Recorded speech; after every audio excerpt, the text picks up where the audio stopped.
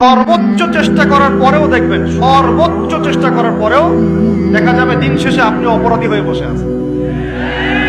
আর আমি একটা লেকচারে বলেছি না, পুরুষ মানুষ বোকা। পুরুষ মানুষ কেন বোকা? কারণ সে সবাইকে খুশি করতে চায়। সে চায় মা সুখে থাক, বোন সুখে থাক, স্ত্রী সুখে থাক, যদি আরো স্ত্রী থাকে ও সুখে থাক, সন্তানরা সুখে থাক, সবাই ভালো থাক।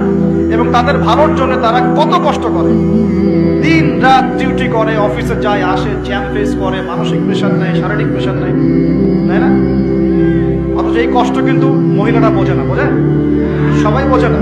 আছে অনেক ভালো স্ত্রী আছে, কিন্তু সবাই কিন্তু বোঝে না। মনে করে যে পুরুষ মানুষ মনে হয় ভোগবাদী, খালি মেয়েদেরকে ভোগ করতে চায়। অথচ অথচ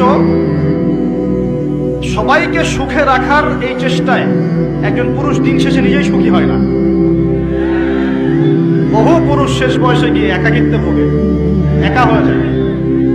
এই জন্য বলছি, ফ্যান্টাসি বাদ দেন। ফ্যান্টাসি বাদ দিয়ে হালাল রিজিক হয়েছে, একটা নেককার পরহেজগার মেয়ে দেখে বিয়ে করে ফেলেন। ব্যাস, তাকে নিয়ে দুনিয়ার ছোট্ট জীবনটা কাটিয়ে দেন, আর জান্নাতে তো হুর করে অপেক্ষা করছে।